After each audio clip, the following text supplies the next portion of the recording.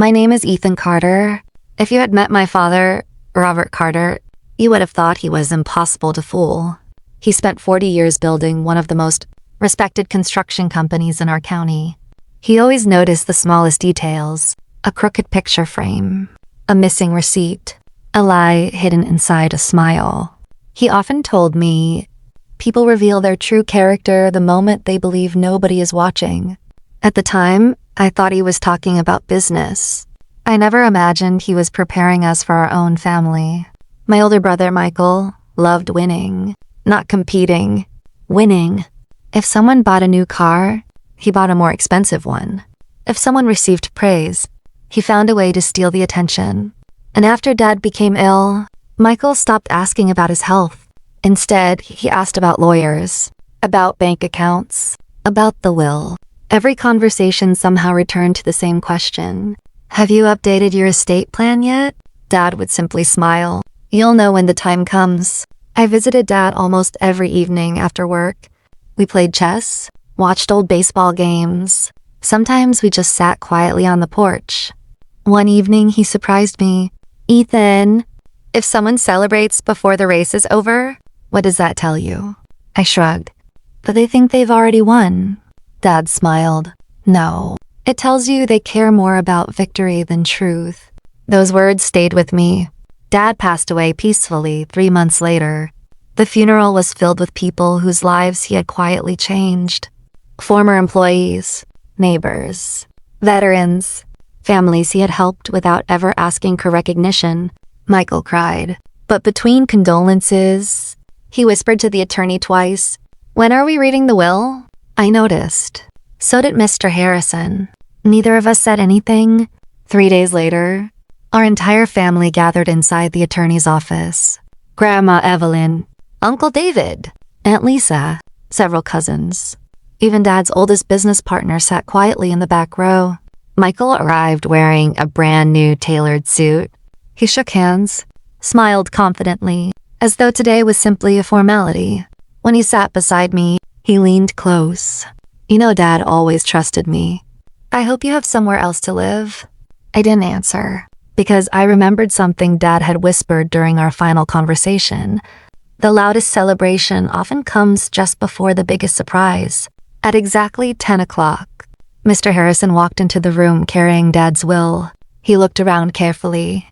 Then he began to read. The room was completely silent. Mr. Harrison unfolded the will. His calm voice echoed through the conference room. To my beloved sons, thank you for giving me a life filled with purpose. I felt my throat tighten. Even after his death, Dad somehow knew exactly how to command a room. The attorney continued. My investment accounts shall be divided equally. Michael barely reacted. He wasn't interested in investments. He wanted one thing: the company, the house, the land. Everything Dad had spent 40 years building. Then Mr. Harrison read the next paragraph. The Carter Construction Company shall be placed under the temporary management of my eldest son, Michael Carter. Michael couldn't stop himself. He jumped to his feet. I knew it. He laughed loudly. I told everyone Dad trusted me. He looked around the room as if he'd already won. Then his eyes landed on me. I guess this proves who Dad believed in. A few relatives looked uncomfortable. Grandma Evelyn quietly lowered her eyes.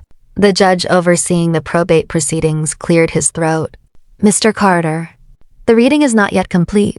Michael smiled confidently. Sorry, Your Honor. I just got excited. Mr. Harrison slowly closed the folder. He didn't look surprised. Instead, he reached into his leather briefcase. He removed the black envelope sealed with dark red wax. Every person in the room stared at it. Across the front, Dad had written, "Open only after Michael celebrates his victory." Michael's smile disappeared. What is that? Mr. Harrison answered calmly. Your father gave me very specific instructions. He believed this exact moment would happen. The room became so quiet. You could hear the old clock ticking on the wall. Mr. Harrison carefully broke the wax seal. Inside, there were 2 items: a handwritten letter and a small silver key attached to a tag. The tag read, Safety Deposit Box 118. Michael frowned. I've never heard of that box. Mr. Harrison looked directly at him. That's because your father didn't want you to. He unfolded the letter. His voice remained steady. If Michael celebrated before my will was completely read, then he has already answered the most important question I wanted to ask. No one moved. No one even breathed. Mr. Harrison continued reading. A man who celebrates before hearing the whole truth is not ready to carry another person's legacy. Michael slowly sat back down. His face had turned pale. Then came the sentence that changed everything. Therefore, before my estate is finalized, I have one final request. The attorney paused. He looked toward the judge, then at Michael. Finally, he finished reading. Take everyone to safety deposit box 118. Only there will they discover who truly earned my inheritance. A wave of whispers spread through the room. What could possibly be inside? Another will? More money? Michael stood again. His voice shook. This is ridiculous. My father already made his decision. Mr. Harrison calmly replied. No, Michael. Your father made 2 decisions, and we've only heard the first one. The judge closed his folder. Then this hearing will continue at the bank. Michael looked at me for the first time, not with confidence, but with fear. Because whatever Dad had hidden, he clearly never wanted Michael to find it alone. The drive to First National Bank was completely silent. No one spoke. Michael stared out the window. Grandma Evelyn quietly held Dad's old Bible in her lap. Mr. Harrison drove behind us with the judge. Whatever was inside safety deposit box 118. Dad had believed it was more important than the will itself. The bank manager greeted us nervously. I've been expecting this day, he said. He looked at Mr. Harrison. Mr. Carter told us this box could only be opened if you, the judge, and both sons were present. Michael frowned. He planned all of this? Mr. Harrison simply nodded. Months ago. Inside the vault, the manager unlocked the first security door. Michael stepped forward. I'll open it. Mr. Harrison stopped him. I'm afraid you can't. He handed the silver key to me. Your father specifically requested that Ethan turn the key. Michael's jaw tightened. Why him? Mr. Harrison answered quietly. Because those were your father's written instructions. My hands trembled as I inserted the key. Click. The heavy metal drawer slowly slid open. Inside, there wasn't cash. There weren't gold bars. There was an old leather journal, a flash drive, several sealed envelopes, and one small wooden box. Across the lid were 6 handwritten words. Open this in front of everyone. Back inside the bank's conference room, the judge gave permission. Mr. Harrison opened the wooden box. Inside was Dad's favorite pocket watch, the one he carried every day for nearly 30 years. Beneath it, a folded letter. Mr. Harrison began reading. If you're hearing this, Michael has already celebrated before understanding my final lesson. Michael lowered his head. No one looked at him. Dad's letter continued. Money can build a business, but character builds a legacy. For the past 3 years, I have quietly tested both of my sons. The room fell silent. Michael looked confused. What tests? Mr. Harrison reached into the box. He removed another envelope labeled business records. Inside were reports, signed by Dad himself. Mr. Harrison explained. Your father asked managers to report every important decision made while he was receiving treatment. He looked at Michael. You approved bonuses for yourself, but denied raises for employees who had worked beside your father for decades. Michael's face turned white. I was protecting company profits. Mr. Harrison continued. You also attempted to sell company land without informing your father. Gasps filled the room. Grandma Evelyn closed her eyes. Then Mr. Harrison looked at me.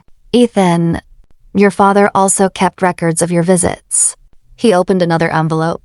Every receipt from the hospital cafe, notes from nurses, photos of us playing chess, even letters Dad had written after I left each evening. Dad's final words in that file made my eyes fill with tears. Ethan never visited because he expected a reward. He visited because he believed love was never a transaction. I couldn't speak. Michael slowly stood. His voice barely rose above a whisper. Dad knew everything. Mr. Harrison nodded. Yes. And there's still one envelope left. He held up the final sealed envelope. Across the front, Dad had written, "Do not open until Michael tells the truth." Michael stared at the envelope, then at me. For the first time in his life, winning no longer mattered. Only the truth did. The conference room was silent. Mr. Harrison placed the final envelope on the table. No one reached for it. No one even breathed.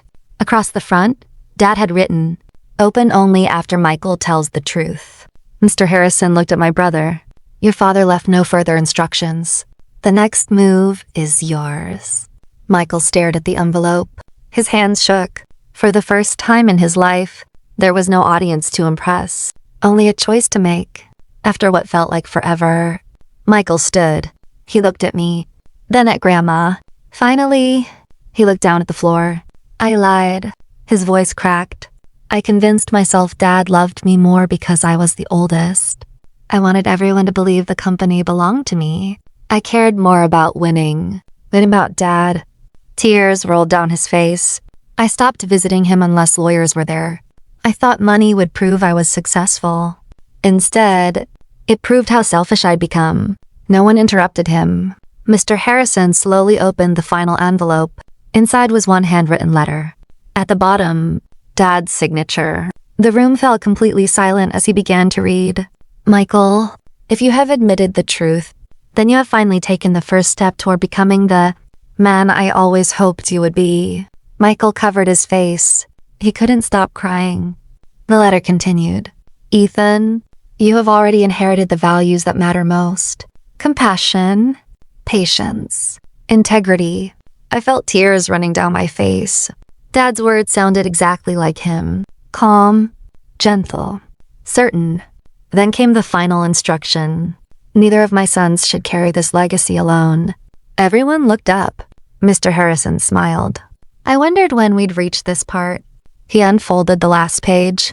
"The Carter Construction Company shall belong equally to Michael and Ethan, but only if they agree to lead it together. If either refuses, that young company will be sold. To that, and every dollar will be donated to the Children's Education Foundation." Gasps echoed through the room. Michael looked at me. "I don't deserve this." I shook my head. Dad wasn't rewarding perfection. He was giving us one last chance. Michael slowly walked toward me. "I spent years trying to beat you. I never realized you were never competing with me." He held out his hand. "I'm sorry, Ethan, for everything." I looked at Dad's old pocket watch lying on the table. He always said, "Family isn't about who deserves forgiveness. It's about who chooses it." I took my brother's hand. Then I pulled him into a hug. Grandma Evelyn quietly wiped away tears. Even the judge smiled. Mr. Harrison closed Dad's journal. "I've handled estate cases for 35 years. I've never seen anyone leave behind a better inheritance." 1 year later, the Carter Construction Company was thriving, not because of bigger profits, but because of stronger values. Michael apologized personally to employees he had mistreated. Raises were restored. Scholarships were created in Dad's name for children whose families couldn't afford college. At the entrance of the company, a bronze plaque was installed. It carried Dad's favorite words. "Character is the only inheritance that grows when you share it." Every morning, my brother stopped and read those words before walking inside. Not because he had to, because he wanted to remember the man who gave him a second chance. And every time I saw him, I remembered something even more important. Dad's greatest gift wasn't the company. It wasn't the house. It wasn't the money. It was giving two broken brothers one final chance to become a family again.